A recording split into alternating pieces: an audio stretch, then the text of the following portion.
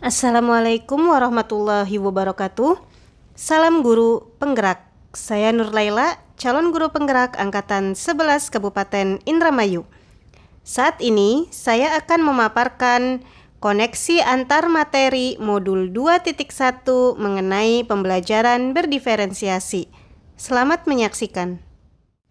Tujuan pembelajaran kita kali ini yaitu calon guru penggerak dapat membuat sintesa pemahaman dengan mengkoneksikan semua materi yang telah dipelajari sebelumnya untuk menjelaskan pemahamannya tentang pembelajaran berdiferensiasi dan bagaimana mengimplementasikannya.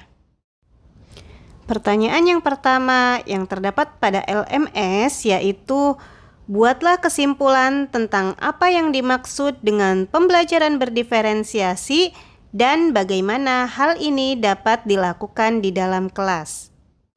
Jadi, pembelajaran berdiferensiasi merupakan pendekatan pengajaran yang memperhatikan keragaman kebutuhan, minat, dan kemampuan individu murid dalam sebuah kelas.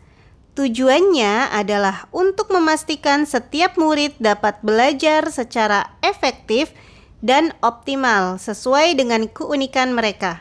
Dalam pembelajaran berdiferensiasi, guru menyesuaikan konten, proses, produk, dan lingkungan belajar untuk memenuhi kebutuhan belajar yang beragam.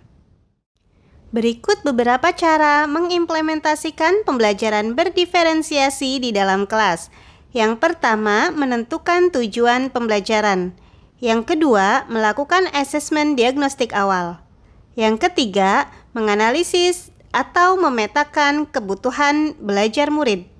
Yang keempat, menganalisis penerapan 3 strategi pembelajaran berdiferensiasi, baik itu konten, proses, dan produk. Kemudian yang kelima, mengimplementasikan rencana pembelajaran berdiferensiasi. Dan yang keenam, melakukan asesmen pembelajaran berkelanjutan. Kebutuhan belajar murid ada 3 macam. Yang pertama, kesiapan belajar. Yang kedua, minat belajar. Dan yang ketiga, profil belajar. Yang pertama, kesiapan belajar. Guru perlu melakukan pemetaan kesiapan belajar murid untuk mengetahui kapasitas untuk mempelajari materi, konsep, atau keterampilan yang baru. Sebuah tugas yang mempertimbangkan tingkat kesiapan murid akan membawa murid keluar dari zona nyaman mereka dan memberikan mereka tantangan, namun dengan lingkungan belajar yang tepat dan dukungan yang memadai. Mereka tetap dapat menguasai materi atau keterampilan baru tersebut. Kemudian yang kedua, minat belajar. Guru memberikan kesempatan kepada murid untuk belajar sesuai dengan minat mereka. Minat murid tersebut akan dapat meningkatkan motivasi belajar dalam diri siswa. Yang selanjutnya, profil belajar murid. Tujuan dari memperhatikan kebutuhan belajar murid berdasarkan profil belajar adalah untuk memberikan kesempatan kepada murid untuk belajar secara alami dan efisien. Hal tersebut dapat berupa preferensi terhadap lingkungan belajar, pengaruh budaya, preferensi gaya belajar, dan preferensi kecerdasan majemuk. Strategi pembelajaran berdiferensiasi itu ada 3 tahapan. Yang pertama, diferensiasi konten. Yang kedua, diferensiasi proses. Dan yang ketiga, diferensiasi produk. Diferensiasi konten ini materi yang diajarkan harus sesuai dengan tingkat pemahaman minat atau profil belajar siswa. Misalnya memberikan teks bacaan materi dalam berbagai variasi bentuk. Kemudian diferensiasi proses ini merupakan metode pengajaran yang diberikan bersifat beragam dan bebas seperti diskusi kelompok, pembelajaran mandiri, ataupun proyek kolaboratif yang disesuaikan dengan gaya belajar murid. Kemudian yang ketiga, diferensiasi produk. Ini siswa diberikan kebebasan menunjukkan pemahaman mereka dalam memilih variasi hasil penugasan, seperti membuat PowerPoint, tulisan esai, infografis, poster, video, ataupun bentuk lain-lainnya. Selanjutnya, pertanyaan yang kedua, bagaimana pembelajaran berdiferensiasi dapat memenuhi kebutuhan belajar murid dan membantu mencapai hasil belajar yang optimal? Menurut saya, pembelajaran berdiferensiasi merupakan pendekatan yang sangat efektif dalam memenuhi kebutuhan belajar murid yang sangat beragam.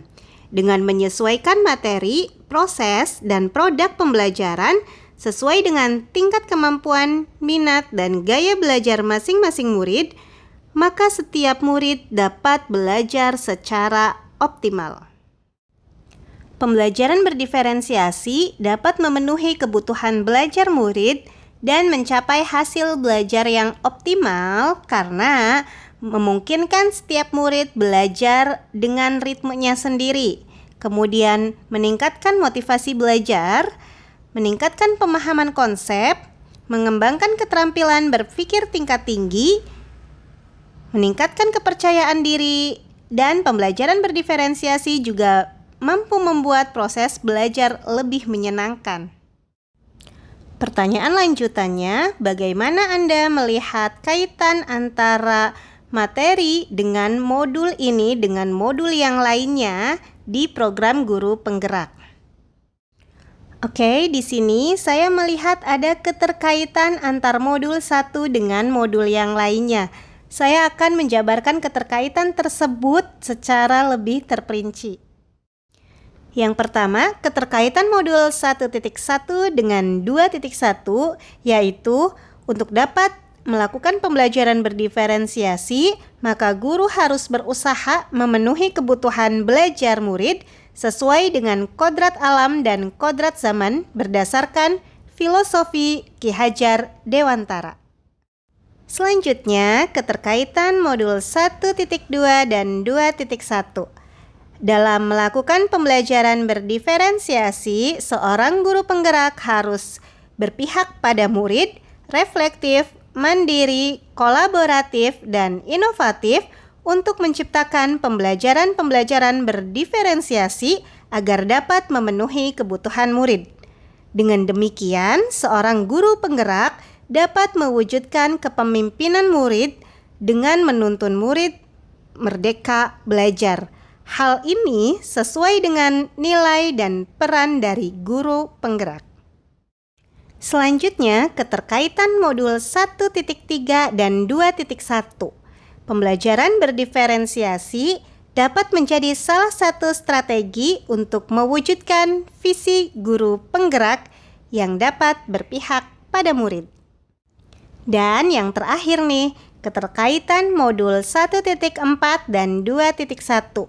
Dalam pelaksanaan pembelajaran berdiferensiasi antara guru dan murid harus ada kesepakatan kelas terlebih dahulu agar proses pembelajaran dapat berjalan dengan baik sesuai dengan nilai-nilai budaya positif. Sekian pemaparan dari saya.